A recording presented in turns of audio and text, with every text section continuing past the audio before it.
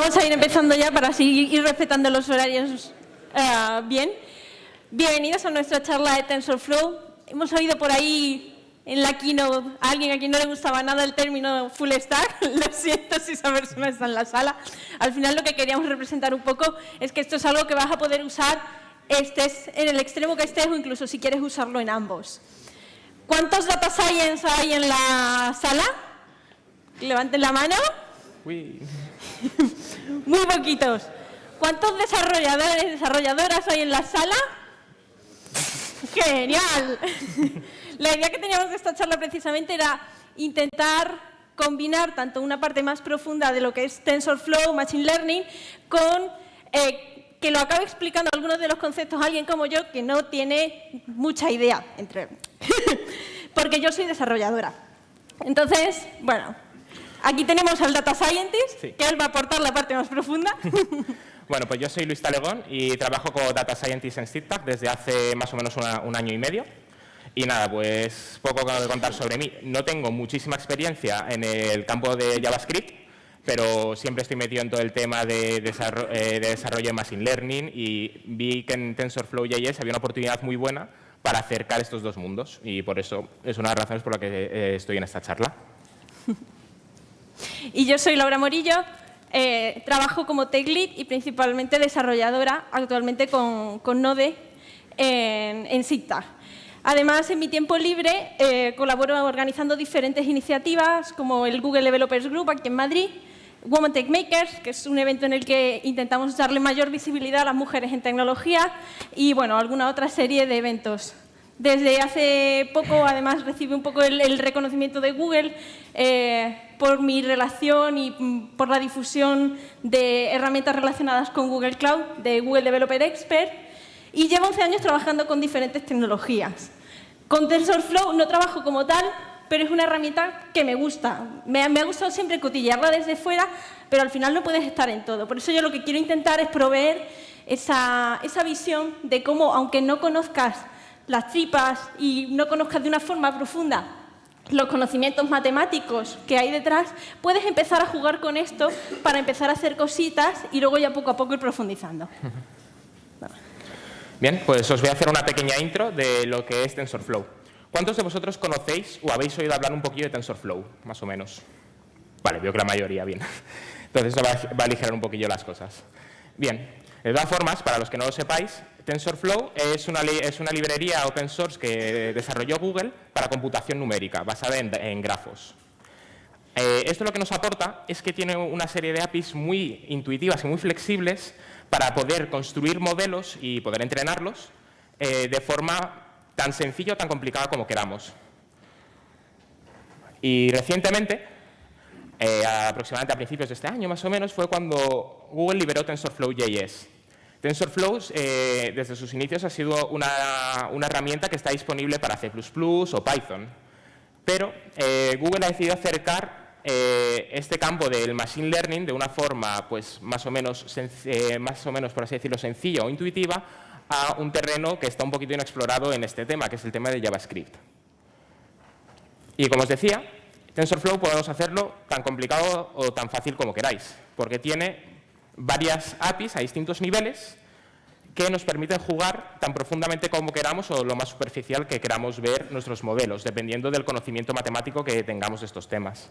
Por ejemplo, aquí vamos a hablar vamos a presentaros a nivel un poquito más básico cómo funciona TensorFlow por dentro y luego vamos a hacer una pequeña extracción con la capa de layers, que es una abstracción de muy alto nivel que nos va a permitir construir estos modelos de una forma muy rápida y muy sencilla. En cuanto a TensorFlow.js, lo vamos a tener en dos sabores, por así decirlo. Vamos a poder ejecutarlo en el lado del cliente. ¿Qué es lo que implica esto? Pues bueno, al estar todo embebido dentro del navegador, no vas a necesitar ningún tipo de drivers. Vas a tener una interactividad muy inmediata con el usuario, por lo cual nos abre un montón de opciones para incluir en nuestros desarrollos. Ya que estamos dentro de un navegador, vamos a poder utilizar datos de los sensores de nuestros dispositivos y vamos a tenerlos inmediatamente. Y además, todo va a correr directamente en el lado del cliente, como bien podemos entender con esto. ¿Qué es lo que supone?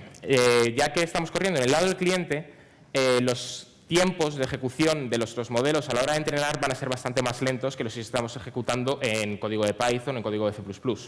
Aquí podemos ver que utilizando desde el uso de GPUs para poder agilizar un poquito el cómputo de nuestros modelos, TensorFlow.js sí que pierde un poquito de rendimiento y lo podemos ver también si lo ejecutamos dentro de la CPU. No es una pérdida súper grave, pero vamos, es de notar.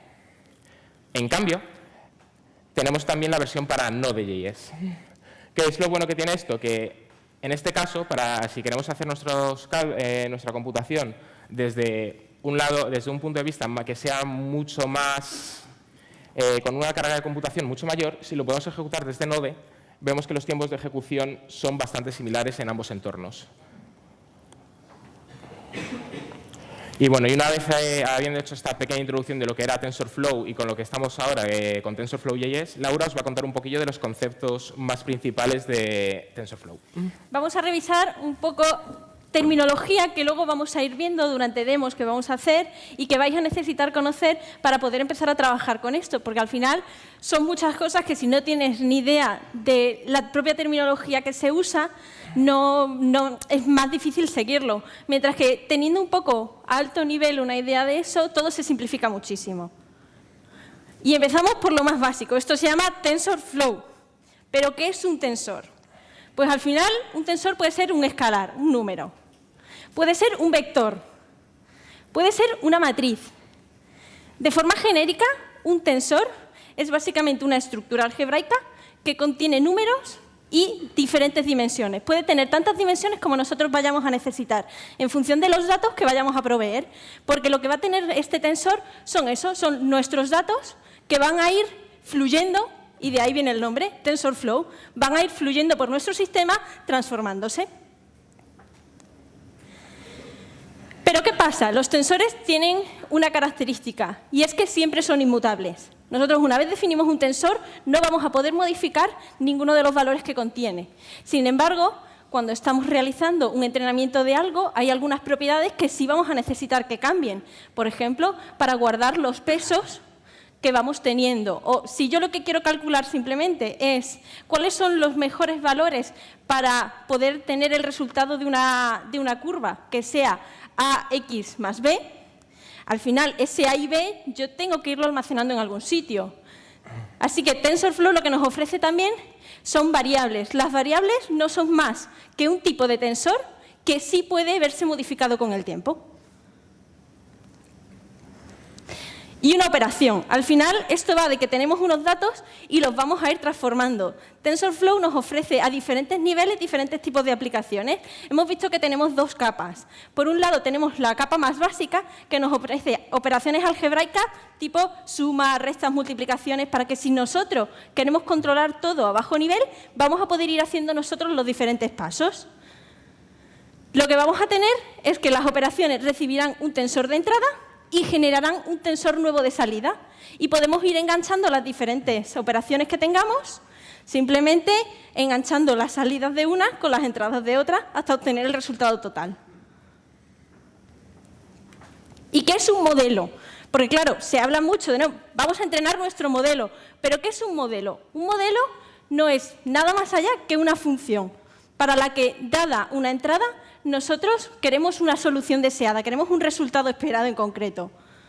Y dentro, esa función se podrá componer de diferentes piezas. Podemos estar a bajo nivel y entonces compondremos nuestro modelo de diferentes operaciones. Si yo lo que estoy haciendo es la resolución de esa curva que decíamos, AX más B, pues tendré por un lado la multiplicación AX. Por otro lado, tendré la suma B. Y eso me dará como resultado al final el valor deseado que yo quiero. O podemos estar utilizando el API de Layers y entonces lo que tendremos es una abstracción que nos va a permitir trabajar más con cosas tipo redes neuronales sin que nosotros tengamos que conocer en profundidad los valores que están por debajo y las operaciones matemáticas que se tienen que hacer para llevar a cabo eso. Otro concepto que necesitamos entender cuando empecemos a trabajar con nuestro modelo, que ya hemos visto un poco lo que es el término función de pérdida. La función de pérdida al final va a ser una función matemática, por desgracia ahí tenemos que empezar a meternos con cosas matemáticas, pero de la que no necesariamente tenemos que conocer todo en profundidad, porque TensorFlow nos va a proveer ya estas funciones de pérdida.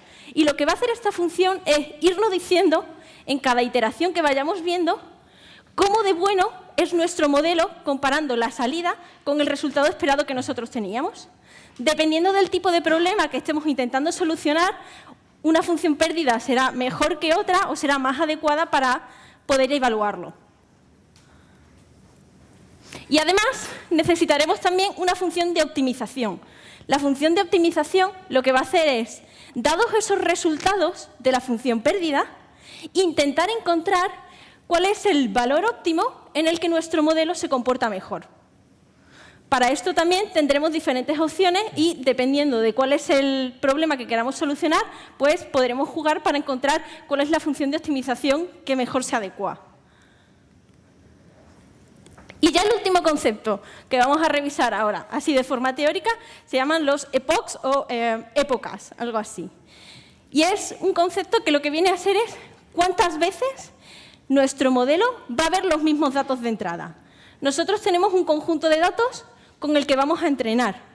Sin embargo, no vamos a tener nunca infinitos datos. Entonces, lo que vamos a hacer es que le vamos a dar varias veces esos datos de entrada al mismo modelo, porque acaba siendo como cuando nosotros estamos estudiando. Tú te coges un texto, te lo lees por primera vez y te quedas con una serie de cosas. Te lo lees una segunda vez y te quedas con unas pocas más. Sin embargo, hay que encontrar un poco el balance entre que tú estás leyendo un texto y estás aprendiendo algo de ese texto a que te lo acabes memorizando. Pues eso mismo le puede pasar a nuestros modelos, porque dependiendo de cómo juguemos con este parámetro y con algunos otros, nos puede pasar o que nuestro modelo no haya aprendido lo suficiente porque no haya sido capaz de extraer la suficiente información, o lo que tenemos aquí, que se llama overfitting, que es que si acabamos pasando demasiadas veces nuestros datos de entrada para el mismo modelo, al final lo que acaba haciendo el modelo es aprenderse exactamente de memoria esos datos y te va a dar buenos resultados si le das esos datos, pero no va a ser capaz de extrapolar la información a los demás. En este caso, la curva verde sería el resultado de un overfitting en el que conoce exactamente los datos de entrada, pero no es bueno para obtener nuevos resultados. Nosotros querríamos llegar a un punto intermedio, que sería la curva negra, que se comporta bien para nuevos resultados. Y ahora ya, con estos conceptos, espero que no os suenen tanto a chino y vamos a ir viendo algunos ejemplos de cómo podemos usarlo tanto en cliente como en servidor TensorFlow para crear cosas chulas. Bueno, ahora os voy a hablar de un pequeño ejemplo que hemos hecho del uso de TensorFlow, pero en la parte de Node.js. ¿Cuántos conocéis este juego? Bueno, pues este juego, Super Hexagon, que comió demasiadas horas de mi tiempo en la facultad, es un juego básicamente de coordinación mano-ojo. Tú eres ese triangulito que tienes ahí y tienes que esquivar todas las formas que están avanzando hacia ti. Además, es un juego muy divertido porque se va incrementando la dificultad. Y bueno, vamos a estar jugando con este que han montado en JavaScript. Lo podéis encontrar en este GitHub por si queréis probarlo. Pero bueno, a lo que iba. Este es un juego que hay que tener bastante coordinación y siempre acaba siendo un poquito frustrante, ¿vale? Porque no para de aumentar la velocidad, además los patrones a veces suelen ser un poquito aleatorios y pues es un juego que cuesta un poquillo al principio poder hacerte con ello. Y claro, pues acabas un poquito hasta las narices del maldito juego, a no ser que seas perseverante y no tengas nada mejor que hacer con tu vida. Así que bueno, ¿qué es lo que podemos hacer ante esta situación? Pues entonces lo que podemos hacer es hacer que el ordenador juegue por ti y Santas Pascuas, y ya te olvidas para siempre de esto. Así que, ¿cómo vamos a hacer que nuestro ordenador, nuestro dispositivo, vaya a jugar este juego por nosotros? Pues primero vamos a preguntarnos que cómo aprendemos los humanos. Una de las pautas que tenemos para poder aprender no es sin más que mediante observación del mundo natural y poder comenzar a reconocer ciertos patrones y poder identificarlos y saber qué significan y qué es lo que nos pueden dar como salida. Entonces, bueno, pues ya que tenemos más o menos una idea de cómo aprendemos nosotros mismos, pues podemos hacer algo similar, un esquema más o menos básico, para poder dar estos mismos datos a nuestro modelo. Nuestra idea general va a ser tomar imágenes del juego, pasarlas por una red neuronal y que finalmente nos acabe dando una o varias salidas que determinen qué es lo que vamos a hacer con ello. Bueno, entonces para los distintos pasos que vamos a tomar, primero lo más importante va a ser recoleccionar datos. ¿Qué es lo que vamos a hacer después? Después estos datos, a pesar de que nosotros seamos capaces de entenderlo de manera bastante eficiente, nuestro cerebro funciona muy bien, vamos a tener que hacerles un pequeño preprocesado a estas imágenes para que el ordenador sea capaz de identificar con más sencillez los distintos puntos que entran en juego dentro de nuestra aplicación. También vamos a hacer un proceso de aumentado de imágenes, que ahora os comentaré cómo funciona. Luego construiremos nuestro modelo de Deep Learning mediante las redes neuronales. Entrenaremos nuestro modelo, pasar un poquito de magia entre medias y pues tendremos, hopefully, un modelo que nos esté funcionando bastante decente. ¿Cómo vamos a recolectar los datos? Pues sin más, lo que vamos a hacer va a ser estar jugando nosotros mismos partidas y a la vez tener algo que nos esté grabando los distintos frames de nuestro juego. Ya sea, si tenéis a alguien muy aburrido y os está dándole al imprimir pantalla todo el rato, pues vale, si no os podéis hacer un script con lo que queráis y que os esté capturando la pantalla. Una vez tenemos todos estos datos, tenemos que hablar de este preprocesado. Aquí tenemos, por ejemplo, una captura de uno de los frames durante la partida. ¿Qué es lo que vamos a hacer? Pues, por ejemplo, vamos a hacer un pequeño crop y vamos a quedarnos solamente con la parte que más nos interesa, que es la inmediatez de lo que está cerca de nuestro triangulito. Y otro dato de preprocesado que podemos hacer es pasarlo a escala de grises, o si queremos lucirnos un poquillo más, también podemos aplicar una máscara para convertir poner un threshold entre los bits de nuestra imagen y definir que ciertos valores sean únicamente negros o únicamente blancos. ¿Eso qué ventajas puede tener? Que, por ejemplo, nos podemos quitar de en medio el fondo, que hay un pequeño fondo que se ve mejor en la parte con color, que vemos que está separado en distintos como triangulitos. Eso, aplicándole un threshold de máscara, nos lo podemos quitar de en medio y además podemos resaltar el resto de elementos del juego, ya sea el triangulito o las paredes que vienen a chocar contra nosotros. Después, pues, sería hora de montar nuestra red neuronal. Para este caso, lo que hemos hecho ha sido montar una red neuronal súper sencilla, súper básica, que va a tener las siguientes partes. Va a tener primero una capa convolucional, que para explicarlo un poquito más o menos de forma algo más intuitiva y no tener que entrar en todos los detalles matemáticos de estos, las capas convolucionales nos van a ayudar un montón, sobre todo en procesado de imagen, porque en el fondo una imagen no es más que una ristra de bits. Pero una imagen que está en un display y podemos ver nosotros son unos bits que además también tienen ciertas correlaciones espaciales, porque no es sin más una tira, lo tenemos colocados en columnitas y en filas. Esta capa convolucional nos va a ayudar a detectar ciertos filos, ciertas partes interesantes de las imágenes que no podríamos obtener si directamente suministramos a la red una tira de bits directa. Luego hacemos un max pooling, que sin más es para reducir un poquito el tamaño de nuestra imagen, eligiendo cuál es el bit de mayor peso. Y una vez ya tenemos toda esta información recogida, ahora sí que la vamos a pasar a una ristra de bits. Una vez ya la hemos procesado y hemos conservado esta información espacial. Luego, sin más, lo conectamos a unas capas fully connected, que no son sin más que unas capas de redes neuronales que tienen todos sus nodos conectados.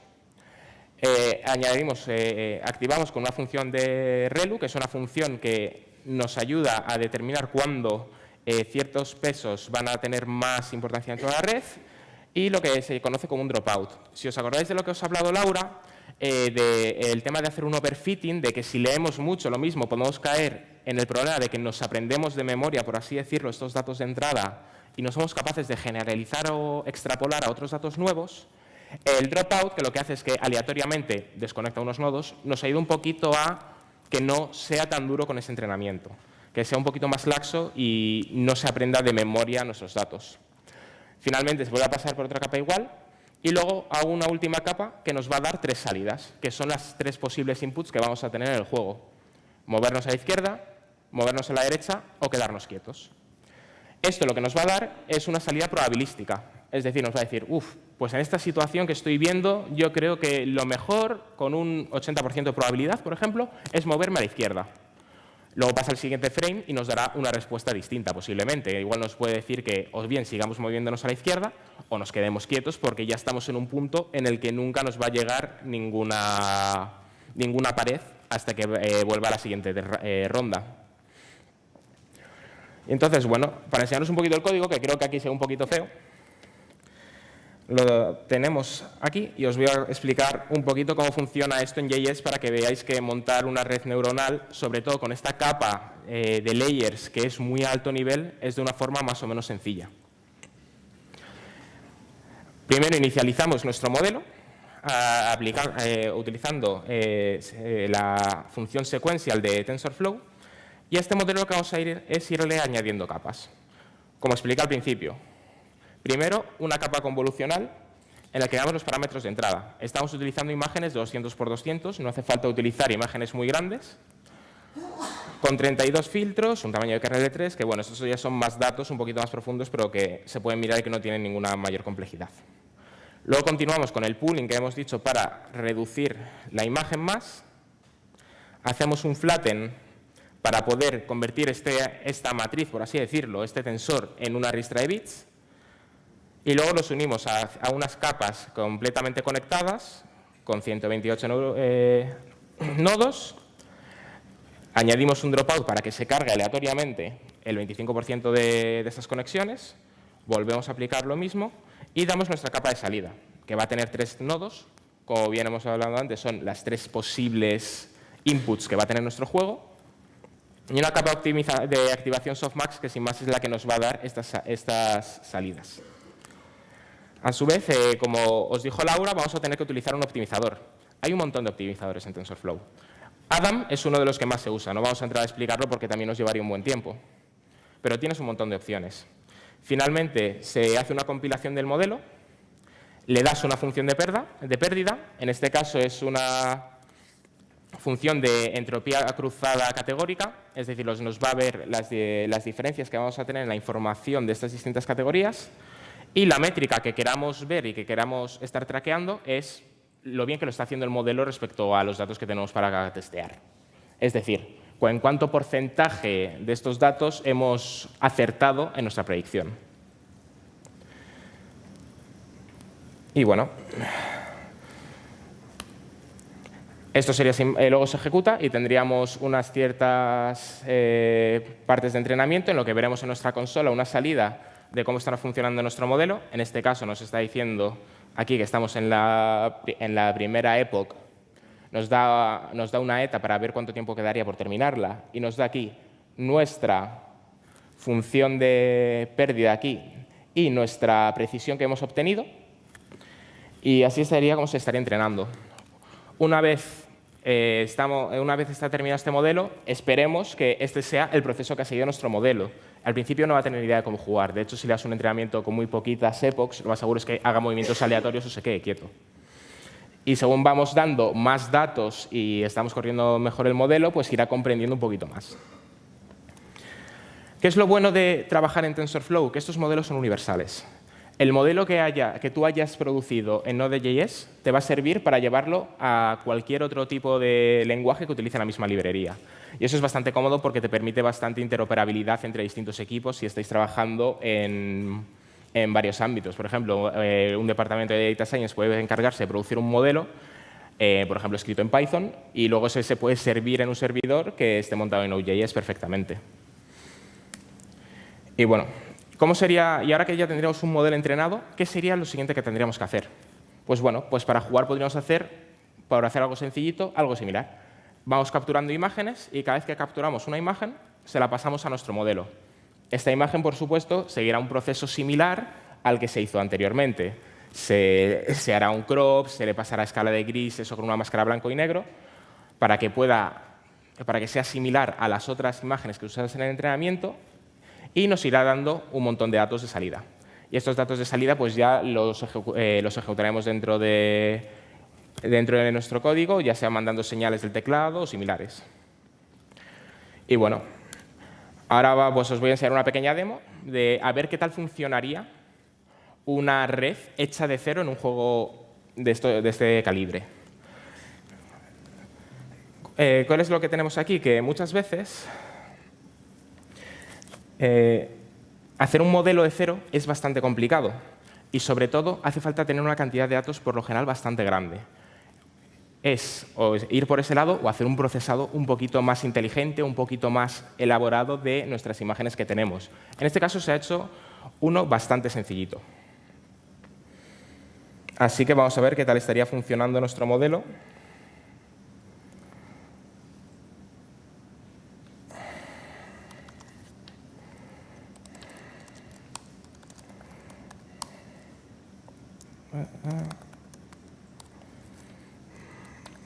Perfecto.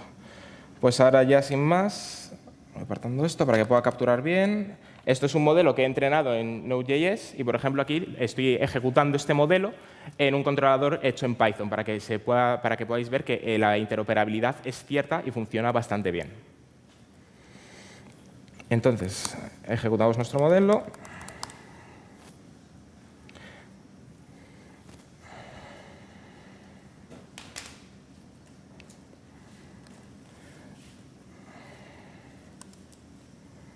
Y esto empezaría a funcionar. Como veis, este modelo tan simple aún no es capaz de relacionar bien las imágenes que está capturando con la salida. ¿Pero por qué? Porque, bien, tenemos distintas opciones. Bien, este modelo es muy simple, es una red neuronal bastante sencillita. Los datos de entrada que obtenemos son bastante también poquito trabajados, sin más hemos hecho una escala de grises. Y además, estamos montando una red de cero. Eso es algo que es un poquito difícil. Pero por ello, como me han dicho alguna vez, había un término muy chulo que me contaron cuando estuve aprendiendo TensorFlow que se llama "no te hagas el héroe". ¿En qué sentido? De que puedes tener resultados de una forma mucho más sencilla con modelos que ya existen. Porque los modelos que funcionan súper bien están entrenados con una cantidad enorme de imágenes. En este caso, aproximadamente eran unas 1000 imágenes por posible input que teníamos del teclado. Y entonces, una forma que también es eficiente de poder poner esto en práctica es utilizar un modelo que ya exista y entrenar una última capa con nuestros datos. Así podemos ajustar estos valores que estaban diseñados para unos conceptos más generales de imágenes y los podemos especificar para nuestro modelo en concreto. Y entonces...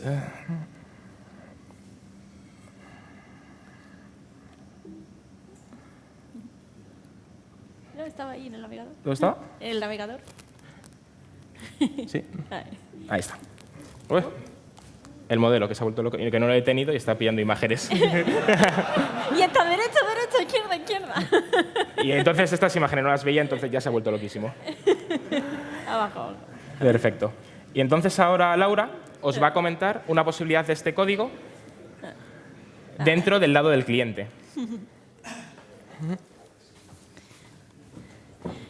Bueno, pues con el ejemplo de Luis hemos visto un poco cómo para los torpes como yo, que no consigo pasar del primer nivel, podemos al menos llegar a ver cómo alguien juega mejor que nosotros, o incluso un ordenador. Sí.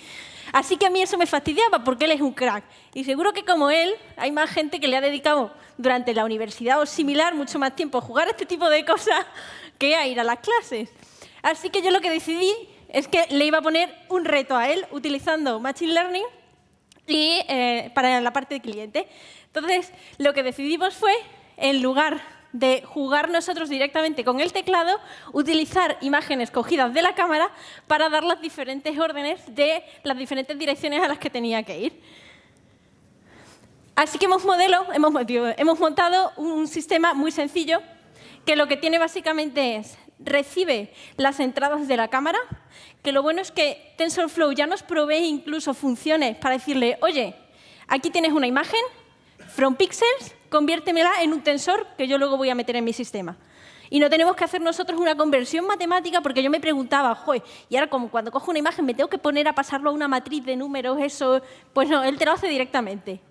Eso lo meteremos en un modelo que ahora veremos cómo está compuesto para al final obtener el resultado de que decida si quiere ir a la derecha, a la izquierda o si se queda parado.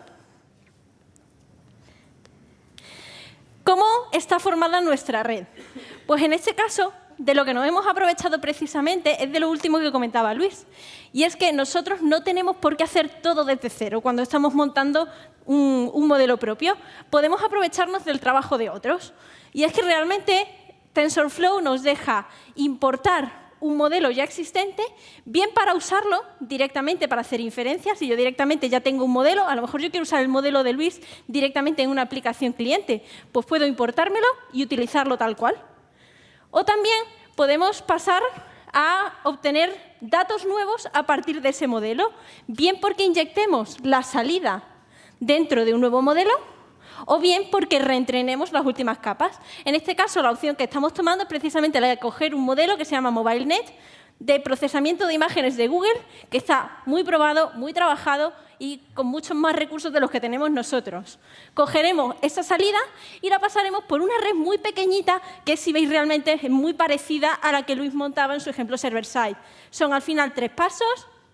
Hacemos primero un aplanado de los datos y lo pasamos luego a dos capas diferentes, fully connected, el relay activated y al final una con 3 salidas. Es al final muy parecido los pasos que estamos siguiendo aquí. Lo que pasa es que ahora no queríamos necesitar un proceso tan pesado de entrenamiento. Así que lo que hacemos es que tiramos de algo que ya existía.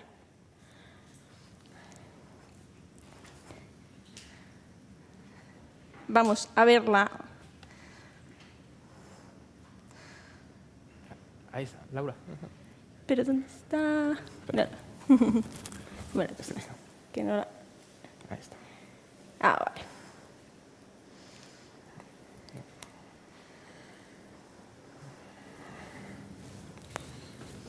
A ver. Ahora tarda un poquito más al principio porque precisamente se estaba cargando el modelo, se lo estaba importando el modelo. Entonces, lo que tenemos aquí, podemos ponerle los parámetros de configuración que queramos configurar.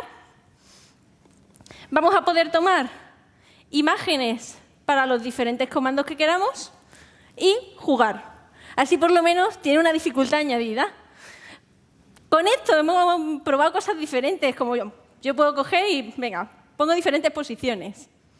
Y cojo valores así, la. Ahora, así, para que esté quieto. Me muevo un poco para que tenga por lo menos diferentes opciones, que no sea la misma imagen. Cojo imágenes para la derecha. Se pueden probar cosas como que salgan diferentes personas en función de si quieres ir a derecha o izquierda. Entrenamos el modelo. Es bastante rápido el hacer este entrenamiento. Ya está. Y ahora ya podemos jugar. Y aquí abajo además vamos viendo y 1. ¿Ves? Ese es más o menos mi máximo. Abajo podemos ver la imagen que va reconociendo. Ahora, por ejemplo, además vemos la flecha, está reconociendo que yo tengo que quedarme quieta. Que le estoy diciendo que vaya a la derecha o que vaya hacia la izquierda.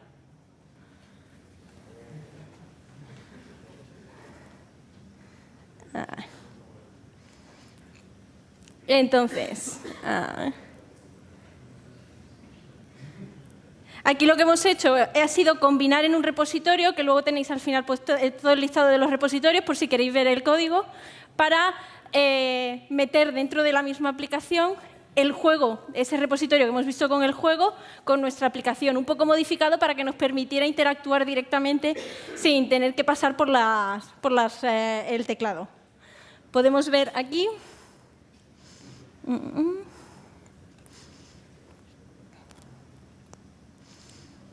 A ver. Aquí tenemos la función que se encarga simplemente de coger ese modelo ya existente y cargarlo en nuestra aplicación para que nosotros podamos usarlo. Vamos a acceder a una capa en concreto, que es la comp, PW13ReLU. Tenemos funciones que nos van a permitir listar para un modelo que no hemos importado o que hemos creado qué capas tiene. Aquí hemos decidido que esta es la capa porque hemos leído información y hemos descubierto que al final dicen que es la que mejor información da como base para poder luego continuar. Y a partir de eso, devolvemos un modelo con eso que luego vamos a utilizar para proveer datos a nuestro propio modelo. que vuelve a ser ya un modelo, como hemos visto, secuencial, en el que tenemos nuestras diferentes capas de forma secuencial, una tras otra. Hacemos el aplanado de los datos y las dos capas que hemos visto antes, donde la última acaba siendo ya la que nos da un 0, 1, 2 en función de izquierda, derecha o quieto. Entonces, sin realmente necesidad de meternos en cosas demasiado profundas, hemos podido ir cogiendo cositas para montar este modelo y descubrir un poco y hacer este juego chulo. Así que, bueno, esperamos que os haya servido, que os apetezca trastear un poco más con esto,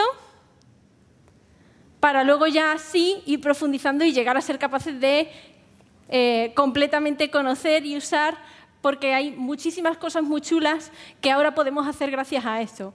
Porque desde el navegador poder usarlo nos permite pues, interactuar con la cámara. Si estás en un móvil, el interactuar con diferentes cosas, como el sensor de movimiento, todo ese tipo de cosas sin necesidad de que tengas que andar enviando datos a un servidor para poder realizar un aprendizaje en base al propio usuario en ese momento.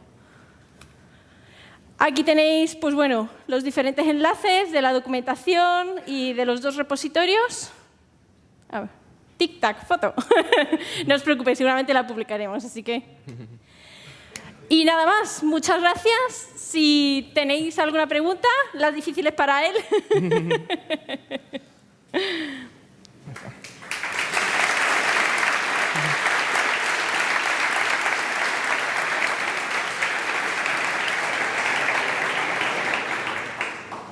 Sí. Hay un segundo micro porque para el streaming y el vídeo.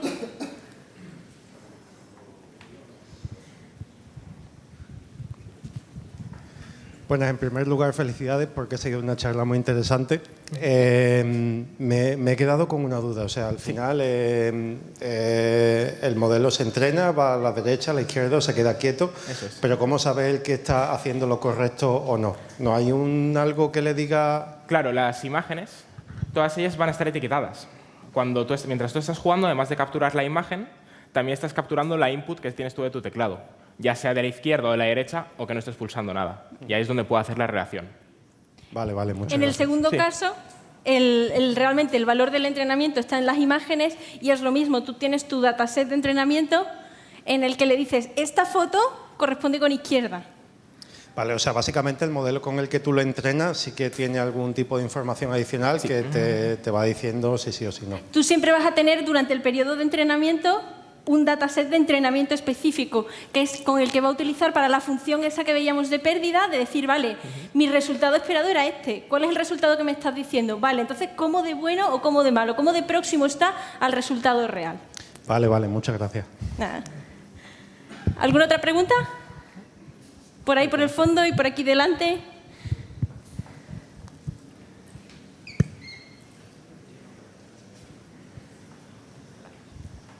Hola, muy buena la charla, me ha gustado mucho. Gracias. ¿Qué tipo de skills o conocimientos necesitas para poder ser un maquinón en esto? Pues depende de lo que quieras profundizar, sobre todo. Si te quieres meter a nivel matemático muy profundo, sí que tienes que tener un poquito más, o al menos tener un poquito las ganas de aprender sobre ello. Pero a la hora de conocer un poquito los conceptos básicos de por qué se utilizan estas capas o por qué se utilizan otras, sobre todo si estás utilizando una capa de abstracción como la que tiene TensorFlow de alto nivel, no hace falta saber un montonazo de eso, de las mates de por qué están sucediendo estas cosas, cuáles son las multiplicaciones que se hacen dentro, qué es una convolución. Sin más, con conocer un poquito los conceptos, más o menos ya puedes empezar a trabajar y tener unos modelos más o menos decentillos. ¿Por aquí había atrás? Sí.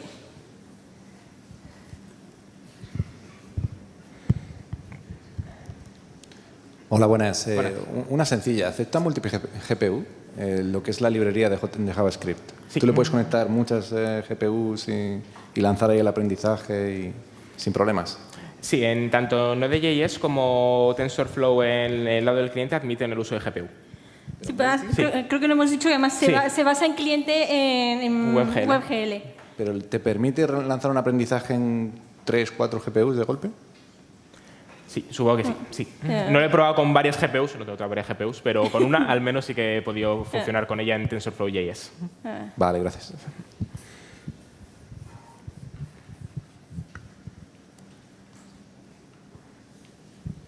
Muy buena charla, me ha gustado bastante y ya conocía TensorFlow de antes y haciendo una comparativa también con otras librerías que hay de Machine Learning, como por ejemplo Scikit-learn, ¿cuáles serían las ventajas que también supone tener TensorFlow al margen ya de que sea en el navegador o que directamente sea de Google, que parece que tenemos una veneración hacia todo lo de Google?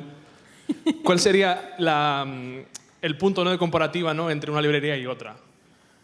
Pues esa pregunta está muy bien porque, por ejemplo, Scikit-learn es una herramienta de aprendizaje automático, Machine Learning, pero está más orientada a el aprendizaje más clásico, un poquito del tema de máquinas de vector de soporte, regresiones y árboles de decisión y demás. Scikit-learn todavía no tiene una parte en su API, todavía no tiene nada muy especializado en Deep Learning. Apenas tiene capas fully connected y ya está. Aparte de que TensorFlow no solamente es para Deep Learning, es una biblioteca de computación genérica. Y sin más, yo lo que veo es que sin más son usos distintos. Depende de lo que te quieras meter. Vale, y otra pregunta también más. Estuve viendo el curso creo que es de Udacity, que tiene un curso de introducción al Machine Learning. ¿Daríais algún tipo más de recurso sobre si queremos iniciarnos en este tema, profundizar un poquito más? Sí, claro, luego si quieres, o bien os lo dejo en el propio Git, os dejo una serie de recursos en el README para los que queráis profundizar un poquito más, o ahora sin más, ahora en un momentito os puedo hablar de ello, os puedo aconsejar algunas cosillas. De acuerdo, gracias. A ti. ¿Tiempo? Va bien. Sí. Sí. Yo quería preguntaros de dónde os nutrís principalmente para buscar recursos a la hora de, como decía, no hacerte el héroe y en este campo pues encontrar cosillas. ¿Es GitHub o no sé, hay algún otro sitio clave por ahí? Pues bien, por ejemplo, en el caso de Google, en el caso de TensorFlow, te da, aparte de que te da un montón de información, un montón de tutoriales para empezar a formarte sobre ello, empezar a utilizarlo a un nivel un poquito alto. También te ofrecen un montón de redes neuronales que ya están entrenadas, como he dicho antes. Y en el caso de TensorFlow hay muchas que les puedes acceder directamente desde la librería, que sin más hace una llamada a un servicio de Google, se la baja y ya está. Pero por lo general dentro de la comunidad de Machine Learning, muchos de los grandes avances al final se acaban haciendo públicos. Por ejemplo, uno de los más famosillos, que fue el que puso de moda el tema de las redes convolucionales y demás, que se llamaba AlexNet, que fue uno de los que tuvo unas mejores puntuaciones en una competición de clasificación de imágenes. En cuanto lo terminaron ya publicaron el paper y puedes encontrar un montón de implementaciones de muchísima gente, además no solamente en TensorFlow, también en otro tipo de librerías. Por lo general es una comunidad que está bastante abierta en este punto y cuando hay algún avance se intenta siempre hacer implementaciones, dar consejos y dar mucha información de cara a los developers. Gracias. ¿Alguna otra pregunta? Bueno, pues muchas gracias. Solo voy a aprovechar para comentar además que en SIGTAG estamos contratando. Estamos aquí en Madrid. Estamos contratando desarrolladores, así que como la mitad, más de la mitad de la audiencia es el target, pues por si a alguien le interesa, si queréis hablar con nosotros en cualquier momento estaremos por el evento, o si no, hay también, tanto para esto, o si tenéis alguna duda más adelante, o cualquier cosa que queráis comentar, tenéis ahí, bueno, ahí nuestros twitters, correos electrónicos y cualquier cosa que queráis, pues será bienvenida. Muchas gracias.